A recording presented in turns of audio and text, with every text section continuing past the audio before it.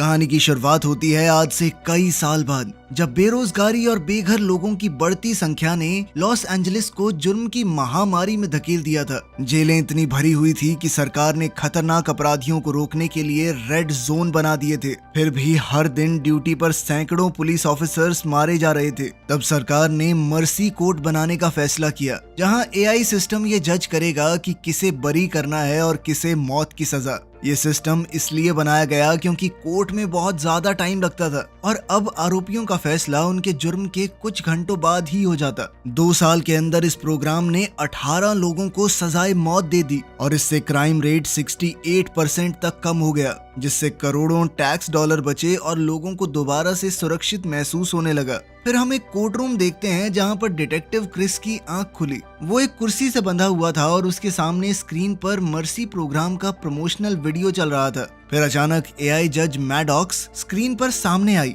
और उसने घोषणा की कि अब ट्रायल शुरू हो सकता है, क्योंकि क्रिस की शराब आखिरकार उतर चुकी थी। उसने बताया कि क्रिस लगभग 6 घंटे तक बेहोश रहा और साथ ही कहा कि कसम खाओ, जो कहोगे सच कहोगे। जब क्रिस ने बाइबल पर हाथ रख के कसम खाई तो मैडॉक्स ने खुलासा किया कि तुम्हारे ऊपर तुम्हारी पत्नी के कत्ल का आरोप है। बॉडी कैम फुटेज में पुलिस की एक टीम क्रिस के घर में घुसती दिख रही थी। उन्होंने उसकी पत्नी निकोल को जमीन पर खून से लथपथ पड़ा हुआ देखा और उनकी बेटी ब्रिट उसके सामने रो रही थी। निकोल को चाकू मारा गया था और जब पुलिस ने पूछा कि ये किसने किया तो उसने क्रिस का नाम लिया। ये देखकर क्रिस दहशत में आ गया। अपना नाम सुनते ही उसके होश उड़ गए। मैडॉक्स ने बताया कि निकोल को जब चाकू लगा उस वक्त घर में क्रिस के अलावा कोई दूसरा मौजूद नहीं था। अब क्रिस को लगा कि वो झूठ बोल रही है, इसीलिए उसने जब इंटरनेट सर्च किया तो उसे पता चला कि उसका नाम हर एक न्यूज चैनल पर चल गया था। न्यूज में उसकी गिरफ्तारी और मर्सी प्रोग्राम के लिए उसका समर्थन दिखाया गया। असल में क्रिस और उसकी पार्टनर जैक ने ही हत्यारे डेविड को पकड़ा था, जो मर्सी ट्रायल का पहला क्रिमिनल था।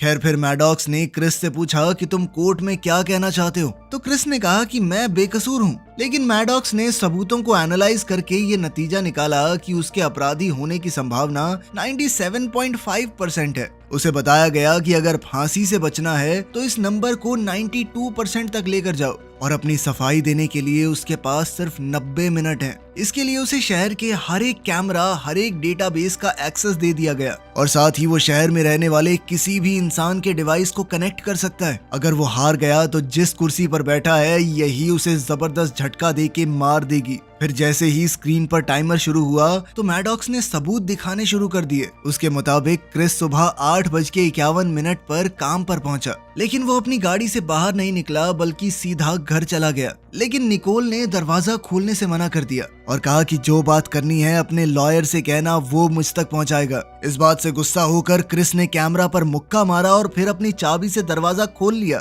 दरवाजा बंद होने से पहले निकोल ने उसे बाहर निकालने की कोशिश की थी। फिर मैडॉक्स ने फुटेज फास्ट फॉरवर्ड की और बताया कि क्रिस 26 मिनट तक घर के अंदर रहा। इसके थोड़ी देर बाद ही उनकी बेटी ब्रिट अपनी दोस्त के घर से वापस आई और जोर से चीख उठी। इन्वेस्टिगेशन के हिसाब से निकोल को एक राइट हैंडेड आदमी ने चाकू मारा था। इसके गहरे घाव ने उसकी रीढ़ की हड्डी को नुकसान पहुंचाया और साथ ही उसके लिवर को छेद दिया था। सिर्फ इतना ही नहीं, क्रिस के कपड़ों पर निकोल के खून के ताजे निशान थे।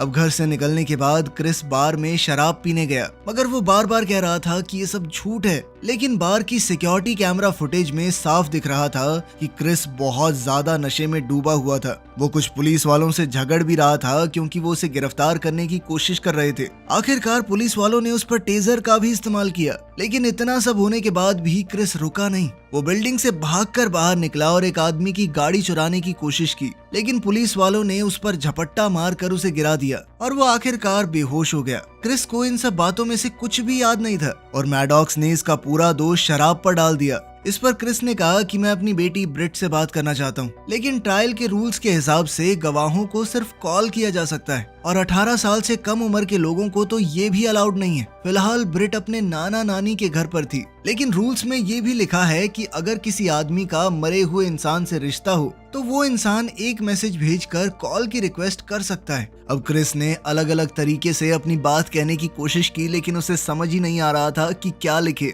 आखिरकार उसने मैडॉक्स से ही कहा कि ब्रिट को एक ऑटोमेटिक मैसेज भेज दो अपना। अगर अपने बाप पर भरोसा होगा तो बात कर लेगी। रूल्स ये भी कहते थे कि आरोपी अपने स्पॉन्सर से बात कर सकता है। फिर स्क्रीन पर अल्कोहलिक्स एनोनिमस से रॉब की वीडियो चल रही थी, जहां वो क्रिस को डांट रहा था कि जब तेरा पीने का मन हो रहा था तो तूने मुझे कॉल क्यों नहीं की। असल में रॉब निकोल के साथ काम करता था और जब निकोल अपनी शिफ्ट पर नहीं पहुंची तो पुलिस को फोन भी उसी ने किया था। इसके बाद मैडॉक्स ने उन दोनों के रिश्ते की पूरी प्रोफाइल दिखाई। क्रिस और निकोल 20 साल पहले प्यार में पड़ गए थे और फिर 3 साल बाद उन्होंने शादी भी कर ली, जिसके लगभग 1 साल बाद ब्रिट पैदा हुई। उनकी जिंदगी खुशहाल चल रही थी, मगर फिर क्रिस का पार्टनर रे ड्यूटी के दौरान मारा गया, जिसके बाद क्रिस दोबारा से शराब की लत में पड़ गया। ये चीज धीरे धीरे उनके परिवार को तोड़ रही थी। आखिरकार निकोल ने तलाक के बारे में सोचना शुरू कर दिया। उसके परिवार और दोस्तों को भेजे गए मैसेजेस से पता चला कि पिछले 6 महीनों में क्रिस 57 बार अपना आपा खो चुका था। फिर एक और वीडियो में ब्रिट एक लड़के से बात करती हुई दिख रही थी, जिसे क्रिस बिल्कुल भी पहचान नहीं पाया। तब पता चला कि ब्रिट के सीक्रेट सोशल मीडिया अकाउंट थे, जहां वो अपनी पार्टी आउटफिट पोस्ट करती थी। वो अपनी दोस्त को बता रही थी कि उसकी माँ रो रही है। उसके पापा अक्सर दारू पीने के बाद गुस्से में आ जाते हैं। इसी बीच ब्रिट ने क्रिस को कॉल किया और बुरी तरह रोने लगी। क्रिस ने उसे यकीन दिलाया कि मैंने माँ को नहीं मारा, मुझे गलत गिरफ्तार किया इन्होंने। लेकिन अफसोस ब्रिट के नाना ने उससे जबरदस्ती फोन कटवा दिया। फिर मैडॉक्स ने क्रिस को याद दिलाया कि तुम्हारे पास 1 घंटा और 8 मिनट बचे हैं। फिर क्रिस ने तुरंत जैक को कॉल किया, जो अभी भी निकोल के क्राइम सीन पर काम कर रही थी। क्रिस ने स्क्रीन पर सारी केस फाइल्स को चेक किया और फिर जैक से कहा कि मुझे घर का हर एक कोना दिखाओ। अब जैक के टूर के ऊपर ही क्राइम सीन का डिजिटल रिकंस्ट्रक्शन दिखाई दे रहा था। वहाँ लिविंग रूम में जमीन पर एक टूटा हुआ वास पड़ा था, जो शायद तब टूटा जब निकोल अपने आप को बचा रही होगी। रसोई में ब्रिट के खून लगे पैरों के निशान मिले थे और दीवार पर भी खून के निशान थे, जो मारपीट की तरफ इशारा कर रहे थे। एक टूटी हुई प्लेट दिखा रही थी कि निकोल ने खुद को बचाने की कोशिश की थी और एक नाइफ सेट से एक चाकू गायब था, जिसे मर्डर के लिए इस्तेमाल किया गया था। उस चाकू पर क्रिस के फिंगरप्रिंट भी थे। इस पर उसने सफाई दी कि मेरा ही घर है भाई, मैं कुकिंग के लिए इस्तेमाल करता था उसे, सब्जियां कैसे काटूंगा। साथ ही पुलिस को कुछ बाल, स्किन और डीएनए भी मिला, जो क्रिस से बिल्कुल मैच करता था। फिर क्रिस ने निकोल के फोन रिकॉर्ड्स चेक किए, क्योंकि उसे याद था कि वो झगड़े के बाद किसी को तो टेक्स्ट कर रही थी, लेकिन उस वक्त के आसपास का कोई भी टेक्स्ट या कॉल रिकॉर्ड भी नहीं मिला। तब क्रिस ने पूछा कि उसका काम वाला फोन भी था। मैडॉक्स को ये पता नहीं था कि निकोल के पास दूसरा फोन भी है, इसीलिए उसने क्रिस के कॉल रिकॉर्ड से नंबर निकाला और उस पर फोन किया। उधर घर में जैक को कहीं से रिंगटोन सुनाई दी। वो उस आवाज का पीछा करते हुए बाहर खड़ी एक गाड़ी तक जा पहुंची। उसने गाड़ी का शीशा तोड़ दिया और निकोल के फोन को बाहर निकाला, लेकिन तब पता चला कि ये फोन तो रजिस्टर्ड ही नहीं है। इस फोन का उनके पास कोई रिकॉर्ड नहीं था। इस बरामद किए गए फोन से पता चला कि इस फोन से सिर्फ एक ही नंबर को कॉल और टेक्स्ट भेजे गए थे और वो नंबर भी इसी तरह ब्लैक मार्केट से खरीदा गया था, वो भी रजिस्टर्ड नहीं है। मैडॉक्स ने उस खुफिया नंबर पर कॉल किया, लेकिन जैसे ही सामने वाले ने उसकी आवाज सुनी उसने तुरंत फोन काट दिया। मगर इतना काफी था लोकेशन को ट्रैक करने के लिए और फिर जैक अपनी फ्लाइंग बाइक पर वहां के लिए निकल पड़ी। इंतजार करते हुए मैडॉक्स को एहसास हुआ कि क्रिस पहले से ये बात जानता था कि निकोल कुछ तो छुपा रही है और इस पर उसने बताया कि तुम्हारे अपराधी होने की परसेंटेज अब 0.1% कम हो चुकी है। उधर फोन एक होटल में मिला और कोई उसे पीछे के दरवाजे से बाहर ले जाने वाला था। अब जैक 2 और ऑफिसर्स के साथ उस बैक डोर को ब्लॉक करने के लिए दौड़ी, जहां से पैट्रिक नाम का आदमी भागने की कोशिश कर रहा था। जैसे ही उसने पुलिस को देखा वो वापस अंदर भागा और फिर चूहे बिल्ली का खेल शुरू हो गया। मैडॉक्स ने उसकी प्रोफाइल को चेक किया तो पता चला कि वो एक शेफ है जिसने अपना किराया नहीं भरा था और उसके ऊपर 2 ठगी के आरोप भी लगे थे। ऑफिसर्स ने पैट्रिक का होटल के अंदर पीछा किया, लेकिन वो ऐसे इलाके में घुस गया जहां पर कैमरा नहीं थे और फिर उन्हें चकमा देने में कामयाब हो गया। लेकिन फिर जैक ने एक ड्रोन भेजा जिसने पैट्रिक को छत पर ढूंढ लिया और ऑफिसर तुरंत उसके पीछे पहुंच गए। आखिरकार उन्होंने उसे धर दबोचा। अब पैट्रिक ने दावा किया कि मैंने कुछ नहीं किया, मैं तो सिर्फ इसलिए भागा क्योंकि मैं डर गया था, पुलिस वालों पे भरोसा नहीं है मुझे, तुम क्या पता क्या इल्जाम लगा दो। क्रिस हैरान था कि निकोल ऐसे आदमी के साथ क्या कर रही थी। इस पर पैट्रिक ने कहा कि मैंने निकोल को वो सब कुछ दिया जो क्रिस नहीं दे पाया था। उसने माना कि मेरा निकोल के साथ रिश्ता था, हम कुछ डेट्स पर भी गए थे, लेकिन बात कभी ज्यादा आगे नहीं बढ़ी। निकोल प्राइवेट बात करना चाहती थी, इसीलिए उसने इन अनरजिस्टर्ड फोन्स का इस्तेमाल किया। जल्द ही मैडॉक्स को उन डेट्स की फुटेज मिल गई जो इस कहानी को कंफर्म करती थी। पैट्रिक ने कहा कि मैं तो पूरा दिन काम पर था और सिक्योरिटी कैमरास की फुटेज ने भी इस बात को सच साबित किया, इसीलिए वो किलर नहीं हो सकता। फिर भी जैक ने उसे पुलिस से भागने के लिए अरेस्ट कर लिया। अब सिर्फ 53 मिनट बचे थे और पैट्रिक के बेगुनाह साबित होने की वजह से क्रिस के आरोपी होने की प्रोबेबिलिटी 98% हो चुकी थी, क्योंकि अब तो निकोल उस पर चीट कर रही थी। तो उसकी पत्नी ने उसे धोखा दिया, ये मोटिव है अब उसके पास उसे मारने का। तब मैडॉक्स ने और फुटेज सर्च की और कुछ वक्त पहले निकोल ने क्रिस को गैराज में पीते हुए पकड़ा था, जिस पर उसने बहुत गुस्से में रिएक्ट किया। इससे क्रिस को भी एहसास हुआ कि वो दारू पी के कितना गुस्सा करता था। इसके बाद उसने एक ग्रुप ज्वाइन किया जहां वो रॉब से मिला, जिसने कुछ समय तक उसे सोबर रहने में मदद की। लेकिन रे को खोना उसके लिए बहुत बड़ा झटका था। एक और वीडियो में हम देखते हैं कि रे और क्रिस पुलिस कार में बैठे थे और एक अपराधी के पास जाने की तैयारी कर रहे थे। तभी क्रिस को निकोल का कॉल आ गया तो रे ने कहा कि तू बात कर ले और फिर अकेला बाहर निकल गया। बदकिस्मती से उस क्रिमिनल ने रे पर गोली चला दी और फिर अपनी गाड़ी से पुलिस कार में टक्कर मारकर उसे कुचल दिया। क्रिस ने तुरंत रे को वापस गाड़ी में बैठाया और हॉस्पिटल ले जाने का वादा किया, लेकिन साथ ही वो क्रिमिनल का पीछा भी करता रहा। उसने अपनी कार से उस आदमी की गाड़ी को जोर से टक्कर मारी, जिससे वो पलटकर क्रैश हो गई, मगर इस दौरान रे अपनी चोटों की वजह से मर गया। क्रिस ने उस आदमी का पीछा जारी रखा और उसे पानी के पास घेर कर गिरफ्तार किया, लेकिन बाद में उसे बाइज्जत बरी कर दिया गया। इस बात का क्रिस को बहुत गहरा पछतावा था कि जब मौका मिला था तो उसने उसे गोली क्यों नहीं मारी। खैर, मैडॉक्स को इन सब बातों में कोई दिलचस्पी नहीं थी और उसने क्रिस से कहा कि अपने केस को बचाने की कोशिश करो, इस पर ध्यान दो अभी। क्रिस ने बताया कि जैसे ही मैं काम पर पहुंचा तो मैंने देखा कि गाड़ी में रखी हुई दारू की बोतल गायब है और उसे तुरंत समझ आ गया कि निकोल ने ढूंढ ली होगी वो, इसीलिए मैं सीधा घर पे गया था। घर में दोनों के बीच में तेज बहस हुई थी और गुस्से में मैंने वो वास तोड़ दिया था जो निकोल को बहुत पसंद था। वास के टूटे हुए टुकड़ों से निकोल को चोट लग गई, इसी वजह से उसके कपड़ों पे थोड़ा सा खून मिला था, लेकिन उसके बाद क्या हुआ मुझे कुछ भी याद नहीं है। अब वो खुद सोचने लगा कि कहीं उसने ही निकोल को मार तो नहीं दिया। मैडॉक्स ने उसे याद दिलाया कि तुम्हारे पास सिर्फ 43 मिनट बचे हैं, तुम्हारे पास सारे टूल्स अवेलेबल हैं, पता लगाना है तो लगाओ ना।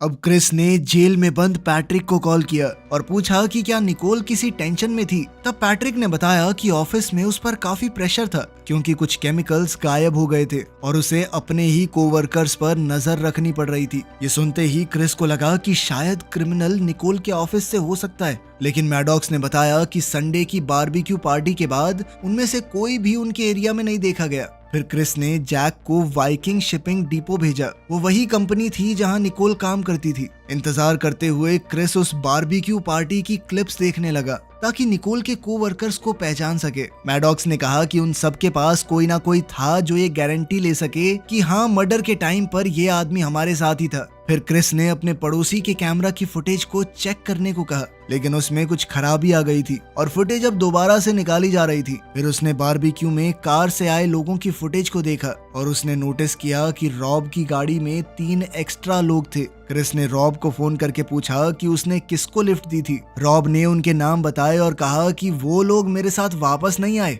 लेकिन कल किसी ने भी काम से छुट्टी नहीं ली। अब बेचैन होकर क्रिस ने ब्रेट का कल रात वाला वीडियो दोबारा देखा और टाइम स्टैम्प्स चेक की। ब्रेट की वीडियो उस वक्त की थी जब क्रिस ऑफिस में था, इसीलिए वो निकोल को रुलाने के लिए घर पर हो ही नहीं सकता। अब ब्रेट की गवाही जरूरी हो गई थी, इसलिए मैडॉक्स ने उसे कॉल करने की परमिशन दे दी। ब्रेट गुस्से में थी क्योंकि उसने क्रिस की गिरफ्तारी वाली वीडियो देख ली थी और उसे पता चल गया था कि वो छुपकर फिर से पीने लगा है। इंटरनेट पर सब लोग क्रिस को गिल्टी मान रहे थे और ब्रिट भी सोचने लगी कि यही सच है। उसके नाना उसे फोन काटने को कह रहे थे, लेकिन मैडॉक्स ने मना किया क्योंकि ये ट्रायल का एक हिस्सा है। क्रिस ने ब्रिट से पूछा कि कल रात तुमने क्या सुना था। ब्रिट ने बताया कि मैंने मम्मी को रोते हुए सुना और घर के अंदर अजीब सी आवाजें भी आ रही थी। उसके सोशल मीडिया पर एक वीडियो थी जिसमें वो उन आवाजों को ढूंढते हुए घर में घूम रही थी और तब क्रिस ने देखा कि बेसमेंट का दरवाजा खुला हुआ था। वो दरवाजा आम तौर पर कभी नहीं खुलता। इस पर ब्रिट ने कहा कि वो कल रात बेसमेंट में गई ही नहीं थी।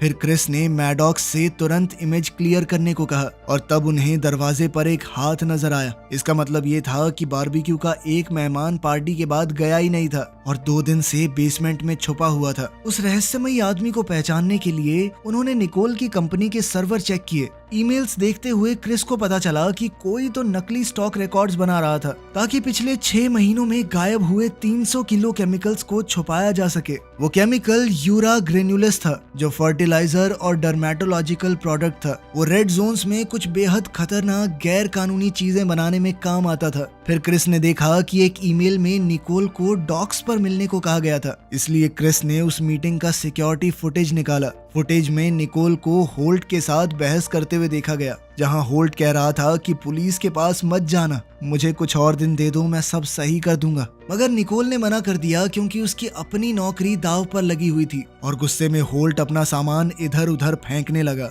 फिर होल्ट के ईमेल्स देखते हुए क्रिस को पता चला कि वो सट्टा लगाने का शौकीन था। जब उसने उसका अकाउंट चेक किया तो सामने आया कि वो कर्जे में डूबा पड़ा है और रॉब बार बार उसकी मदद करके उसे बचाता था। इस खुलासे से क्रिस की गिल्ट प्रोबेबिलिटी घटकर 94.7% हो गई। फिर क्रिस ने रॉब को फोन किया, लेकिन फोन होल्ट ने उठाया। उसने क्रिस से कहा कि रॉब पता नहीं अपना फोन छोड़ के कहाँ चला गया, मैं उसे ढूंढ के लाता हूँ। इंतजार करते वक्त मैडॉक्स ने मर्डर के वक्त होल्ट की लोकेशन ट्रैक करने की कोशिश की, लेकिन कुछ हाथ नहीं लगा।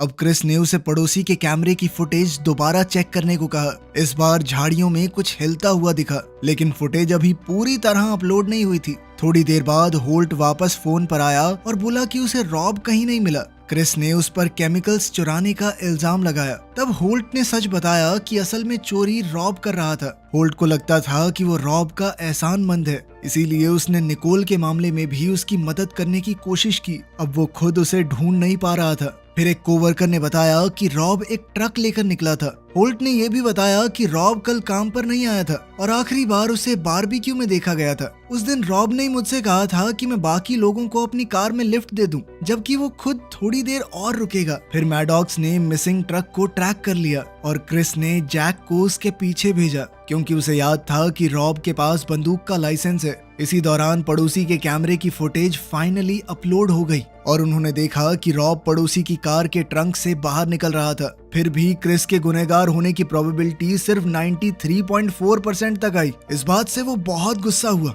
उसने मैडॉक्स से बहस करनी शुरू की और उसके इतने गहरे सवालों की वजह से मैडॉक्स थोड़ी देर के लिए ग्लिच करने लगा। खैर अब सिर्फ 19 मिनट बचे थे। क्रिस ने जंगल में रहने वाले अपने कुछ दोस्तों से कांटेक्ट किया और उन्हें रॉब की बंदूकों के बारे में बताया। अब जैक और उसकी टीम ने रॉब के घर को घेर लिया और अंदर घुस गए, लेकिन वो कहीं नहीं मिला। क्रिस ने देखा कि बाहर ट्रक खड़ा ही नहीं है। तब उसे समझ आया कि रॉब ट्रैकर निकाल कर ट्रक को घर पर ही छोड़ गया और वो खुद कहीं और ही निकल चुका था। फिर मैडॉक्स ने पूरे शहर में ट्रक को ढूंढा, लेकिन लाइसेंस प्लेट नहीं मिली, मतलब रॉब ने उन्हें भी उतार दिया था। अब क्रिस ने जैक से वाइकिंग शिपिंग कंपनी के ट्रक के लिए अलर्ट जारी करने को कहा। रॉब के घर में पुलिस को एक टूटी हुई तस्वीर मिली, जिसके फटे हुए कोने पर एक हाथ नजर आ रहा था। असल में रॉब बचपन में एक चिल्ड्रंस होम में पला बड़ा था और उसके रिकॉर्ड्स एक डेटा हैक में खो गए थे। इसीलिए मैडॉक्स को असली फोटो ऑनलाइन ढूंढने में वक्त लगने लगा। बाद में गैराज के अंदर पुलिस को केमिकल्स और जले हुए सबूत मिले। औजार देखकर समझ आया कि रॉब केमिकल्स को बेच नहीं रहा था, बल्कि उनसे बहुत खतरनाक चीजें बना रहा था। ट्रक की नंबर प्लेट्स भी वहीं पर मिली, साथ ही एक किताब जो केमिकल से बम बनाने का तरीका सिखाती थी। अगर रॉब ने बम बना ही लिया है तो ये पता लगाना जरूरी था कि टारगेट है कौन। तभी कैमरा ने ट्रक को शहर की सड़क पर बहुत तेजी से डाउनटाउन की तरफ जाते हुए पकड़ लिया। उसी वक्त मैडॉक्स को पुरानी तस्वीर का दूसरा हिस्सा मिल गया और पता चला कि उसमें जो दूसरा लड़का था वो डेविड था, वही पहला क्रिमिनल जिसे मर्सी ने मारा था। डेविड और रॉब भाई थे, लेकिन फिर एक परिवार ने सिर्फ रॉब को गोद ले लिया और बाद में उसका सरनेम भी बदल गया। डेविड की मौत के बाद रॉब ने ही क्रिस से दोस्ती की थी, मतलब ये कि सब कुछ उसकी प्लानिंग का हिस्सा था। क्रिस को समझ आ गया कि रॉब बदला लेना चाहता है और बम लेकर वो सीधा कोर्ट रूम की तरफ आ रहा था। तभी एक ड्रोन ट्रक के इतना करीब पहुंच गया कि ये कंफर्म हो गया स्टीयरिंग पर रॉब ही बैठा है। ट्रक चलाते वक्त रॉब किसी के साथ बात कर रहा था जो उसके साथ वाली सीट पर बैठा था, लेकिन कैमरा में पैसेंजर दिख नहीं रहा था। शक बढ़ने लगा तो क्रिस ने तुरंत ब्रिट को कॉल किया, लेकिन फोन ब्रिट के नाना ने उठाया। उन्होंने बताया कि ब्रिट तो सैर करने के लिए पास वाले पार्क में गई है। अब क्रिस ने तुरंत अपने इन लॉज के सिक्योरिटी कैमरास को चेक किया और वो ये देखकर सन्न रह गया क्योंकि रॉब ने ब्रिट को किडनैप कर लिया था। इसी दौरान रॉब के गैराज में पुलिस को एक टाइमर मिला सब तुरंत भागने लगे और ज्यादातर ऑफिसर्स घर से बाहर निकलने में कामयाब भी हो गए। तभी एक जबरदस्त धमाका हुआ और पूरा घर उड़ गया। कई ऑफिसर अंदर ही जल गए। क्रिस ने घबरा कर जैक को कांटेक्ट करने की कोशिश की, लेकिन कोई जवाब नहीं मिला। असल में गैराज वाले बम में सिर्फ थोड़ा सा ही केमिकल यूज हुआ था, इसलिए मैडॉक्स ने हिसाब लगाया कि ट्रक में बाकी सारा मटेरियल मौजूद है, मतलब कि अगर वो फटा तो पूरा शहर तबाह हो सकता है। तभी जैक का कॉल आया। वो बिल्कुल ठीक थी और ट्रक का पीछा करने को पूरी तरह तैयार। इसी के साथ क्रिस की मर्डर प्रोबेबिलिटी 0% पर चली गई। अब मैडॉक्स ट्रायल को रोकना चाहती थी, लेकिन क्रिस ने मना कर दिया क्योंकि उसे सिस्टम का एक्सेस चाहिए था ताकि वो रॉब को रोक सके। मैडॉक्स ने याद दिलाया कि सिर्फ 9 मिनट बचे हैं, उसके बाद कुर्सी उसे मार भी सकती है। लेकिन क्रिस को अपनी जान की परवाह नहीं थी, वो बस शहर को बचाना चाहता था। उसकी ये भावनाएं देखकर मैडॉक्स एआई ग्लिच करने लगी। तब क्रिस ने उसे समझाया कि वो दोनों मिलकर शहर को बचाने के लिए काम कर सकते हैं। आखिरकार मैडॉक्स मान गई और ट्रायल शुरू कर दिया। अब पुलिस की गाड़ियां ट्रक का पीछा कर रही थी। कई बार उन्होंने रास्ता ब्लॉक करने की कोशिश की, लेकिन रॉब हर बार बचकर निकल जाता। न्यूज चैनल्स भी इस चेज को रिकॉर्ड कर रहे थे। जल्द ही रॉब और तेज गाड़ी भगाने लगा और बीच बीच में वो आम लोगों की गाड़ियों से भी टकरा रहा था। एक पुलिस की गाड़ी तो सीधा एक स्टोर में जा घुसी। कुछ देर बाद जब ट्रक ब्रिज पर पहुंच गया तो एक स्वॉट हेलीकॉप्टर ने अपने एजेंट को तुरंत नीचे उतारने की कोशिश की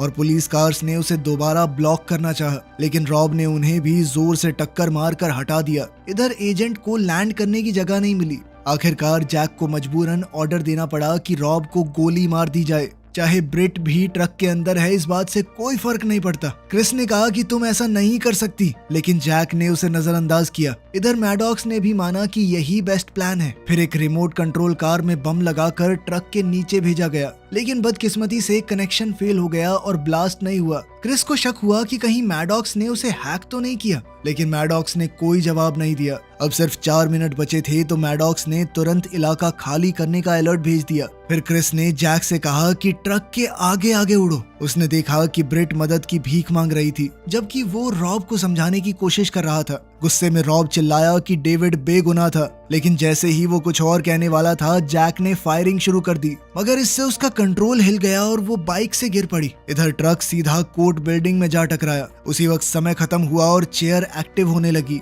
मैडॉक्स का सिस्टम पावर कट होने की वजह से स्पेयर बैटरी पर चल रहा था, इसीलिए वो तुरंत काम नहीं कर पाई। फिर लॉबी में रॉब ने ब्रिट को ढाल बनाकर जो भी गार्ड उसके सामने आए उन पर गोलियां चलाई। अब आखिरी 10 सेकंड बचे थे और तभी चेयर एक्टिवेट होने लगी। क्रिस मदद के लिए चीखने लगा। उसी पल मैडॉक्स वापस ऑनलाइन आ गई और उसने ऐन वक्त पर ट्रायल को रोक दिया। इसके बाद क्रिस एलिवेटर से लॉबी में पहुंचा। उसने एक मरे हुए गार्ड की वेस्ट उठाई और पहन ली। फिर उसने मैडॉक्स से कहा कि डेविड के बारे में पूरी जानकारी निकालो। इधर वो रॉब को शांत करने की कोशिश कर रहा था, लेकिन रॉब ने अचानक से डेटोनेटर निकाल लिया। जैसे ही वो बटन दबाने वाला था, अचानक मैडॉक्स एक स्क्रीन पर सामने आई और उसने रॉब को मौका दिया कि वो अपने भाई का नाम साफ कर सके। तभी रॉब ने कसम खाकर कहा कि मर्डर के वक्त वो डेविड से फोन पर बात कर रहा था, लेकिन मैडॉक्स ने तुरंत जवाब दिया कि जब डेविड लाश के पास मिला था तब उसके पास कोई फोन नहीं था। तभी रॉब और मैडॉक्स के बीच में तेज बहस शुरू हो गई। इसी बीच ब्रिट ने हिम्मत करते हुए रॉब के हाथ पर जोर से काट लिया और खुद को छुड़ाने की कोशिश की। मौका मिलते ही क्रिस रॉब पर झपट पड़ा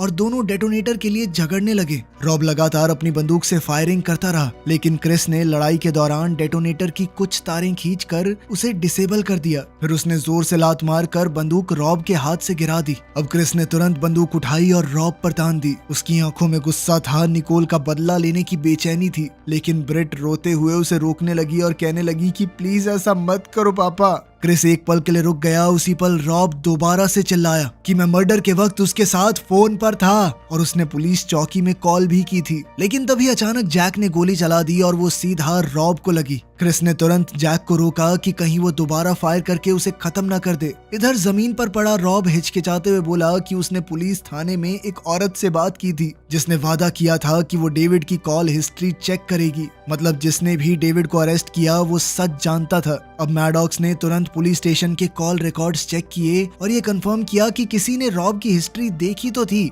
और डेविड के साथ वो कॉल पर था। तभी क्रिस को अचानक याद आया कि डेविड को अरेस्ट करने वाली ऑफिसर तो जैक ही थी। उसने गुस्से में जैक से सच पूछा मगर वो चुप रही, लेकिन मैडॉक्स अब उसकी हिस्ट्री स्कैन कर रही थी। तब ये खुलासा होता है कि डेविड का फोन एविडेंस बॉक्स में था, लेकिन जैक ने उसे वहां से निकाल कर नदी में फेंक दिया था। आखिरकार जैक ने ये कबूल कर लिया कि मैंने ही ये सब कुछ किया था। उसका कहना था कि वो पब्लिक को दिखाना चाहती थी कि मर्सी सिस्टम काम करता है और शहर को सुरक्षित रखना जरूरी है। इस पर क्रिस ने कहा कि शहर को सिर्फ सुरक्षा नहीं, इंसाफ भी चाहिए। फिर उसने बाकी ऑफिसर्स को ऑर्डर दिया कि जैक को अरेस्ट किया जाए। आखिरकार सब कुछ खत्म होने के बाद क्रिस भागते हुए अपनी बेटी के पास गया और उसे गले लगा लिया। दूसरी तरफ मैडॉक्स को एहसास हुआ कि उसने एक बेगुनाह आदमी की जान ले ली थी। वो खुद से पूछने लगी कि उसने ये क्या कर दिया। तब क्रिस ने शांत आवाज में कहा कि इंसानों की तरह एआई भी गलती कर सकती है और तुम्हें भी अपनी गलती से सीखना चाहिए। वीडियो पसंद आई तो लाइक कर देना, चैनल को सब्सक्राइब कर लेना। मिलते हैं अगली वीडियो में।